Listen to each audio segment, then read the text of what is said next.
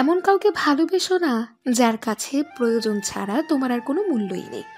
তাকেই ভালোবাসো যে প্রয়োজনে অপ্রয়োজনে তোমার প্রয়োজন অনুভব করবে।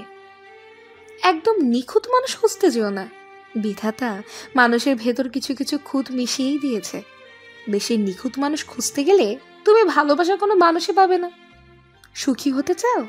খুব সহজ, স্বার্থপর হয়ে যাও, অনেক সুখে থাকবে। তোমার সুখের জন্য যদি তোমাকে ভুলে যেতে হয়, তাহলে আমি ভুলে যেতে রাজি। ভুলতে হয়তো কোনোদিনও পারবো না, তবে ভুলে থাকার অভিনয় ঠিকই করতে পারবো। কার হার্টে কার বিট চলে, কার আবেগে কে গলে, কার চোখে কে অশ্রু ফেলে। যার রাগ বেশি সে নীরবে অনেক ভালোবাসতে জানে। যে নীরবে ভালোবাসতে জানে তার ভালোবাসার গভীরতাও বেশি। আর যার ভালোবাসার গভীরতা বেশি তার কষ্ট অনেকটা বেশি। জল ছুঁয়ে যায় চোখে বারবার, তুমি না ফিরলে আমি হব কার? তুমি পাশে নেই, তবুও তোমায় অনুভব করি। তুমি আমার হবে না জানি, তবুও তোমার পথ চেয়ে আছি। স্বপ্ন সত্যি হবে না জানি, তবে তোমায় নিয়ে স্বপ্ন দেখি, কারণ আমি যে তোমায় ভীষণ ভালোবাসি।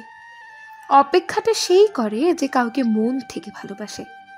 যে মানুষ অন্যের অনুভূতির মূল্য দিতে জানে না, সে কখনো কাউকে ভালোবাসতেই পারে না। মন আজ কাঁদছে অঝোর নয়নে। খুব আপন যে আমার, সে আছে দূরে, তবু মনের ব্যথা বলিনি তারে। যদি কষ্ট পেয়ে তার চোখে অশ্রু ঝরে, আমি যে খুব ভালোবাসি তারে।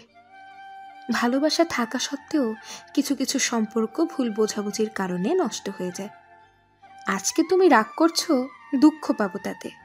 কালকে যখন মরে যাব, রাগ দেখাবা কাকে? বিধির বিধান এই রকমই। একদিন তো যাব মরে, বুঝবে সেদিন তুমি ভালোবাসতাম শুধুই তোমাকে।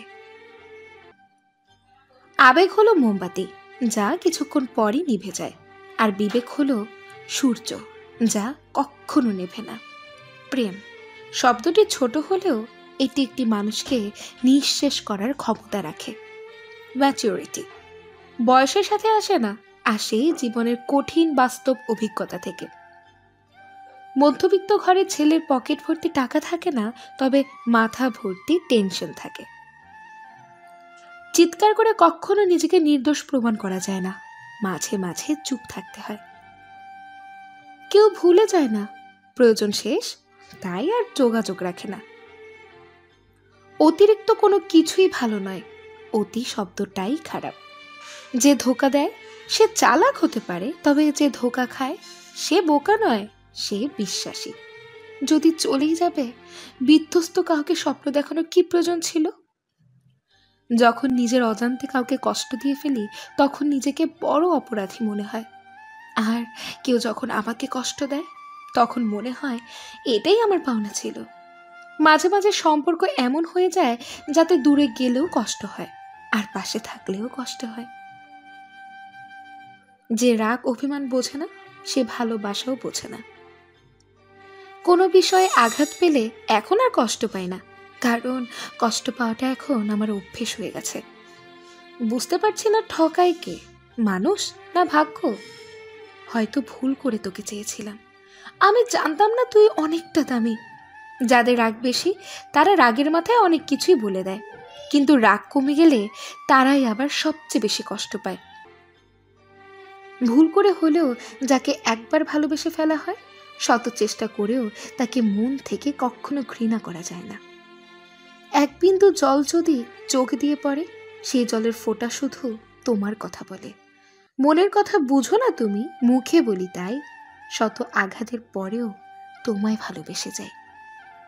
জীবন এক বিরক্তিকর অধ্যায়, তবুও পরবর্তী পরিচ্ছেদে তুমি আছো ভেবে পাতা উল্টাই। প্রেম হলো সরল অঙ্কের মতো।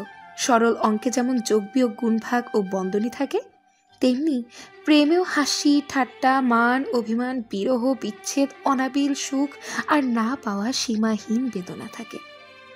চোখের কোণে জমে আছে একটুখানি পানি, মুছে দিতে আসবে না কেউ, এই কথাও জানি। অনেক আপন ছিলে তুমি, হঠাৎ হলে পর। আমার খবর নাই বা নিলে, তোমার কি খবর? তুমি আমি কেন দূরে দূরে, খুঁজে বেড়াই ঘুরে ঘুরে, মন খিজে চায় কাটে শুধু বেদনায়। সুখী সবুজ বনের ছোট্ট পাখি, অবুঝ তার মন, কেউ জানে না জগৎ জুড়ে কে তার আপনজন।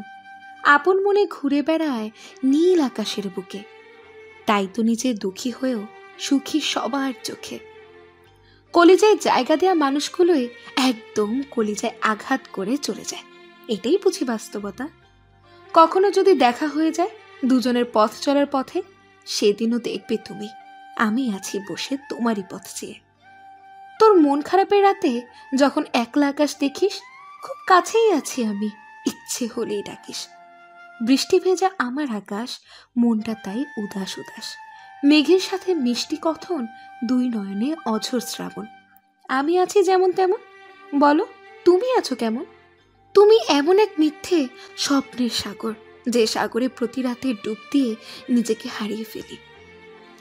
অতি আধুনিকরা ছেলে বন্ধুদের সঙ্গে কিন্তু পিরিয়ড নিয়েও কথা বলে, ফ্লার্ট করতে গিয়ে শরীর নিয়ে নগ্ন কথা বলে, মাইন্ড করলে বলে just kidding, take it easy. Easily নিতে নিতে সেই অশালীন বিষয় আর অশালীন লাগে না, লজ্জা শেষ। আবার ফেসবুকে প্রেমিক বেশি, কেউ প্রেমে পড়েছে তো প্রেমিক রোমান্সের ছলে অশ্লীল কথা বলে, স্বামীর মতো।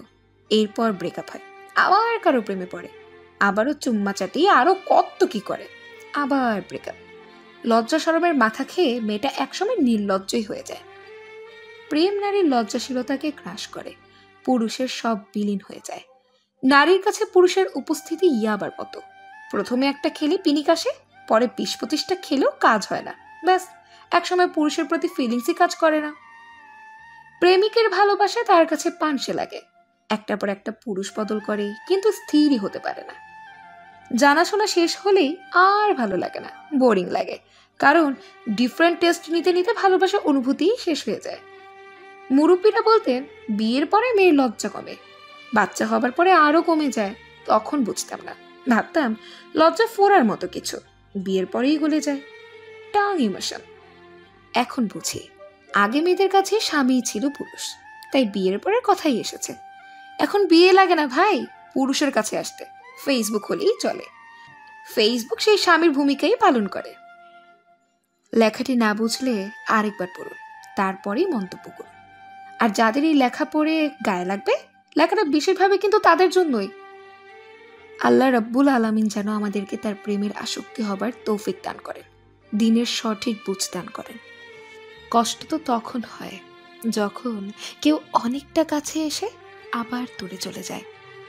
জীবনের সেরা শিক্ষাটা পাওয়ার জন্য কারো না কারো কাছে একবার ঠকে যাওয়াটা খুব দরকার। সম্পর্ক চলাকালীন নয়, সম্পর্ক ভাঙার পর বুঝবে কাকে কার কতটা প্রয়োজন ছিল। ঝরে যাওয়া পাতা জানে স্মৃতি নিয়ে বাঁচার মানে, হয়তো আমি ঝরে যাব সময়ের তালে তোমার মনে।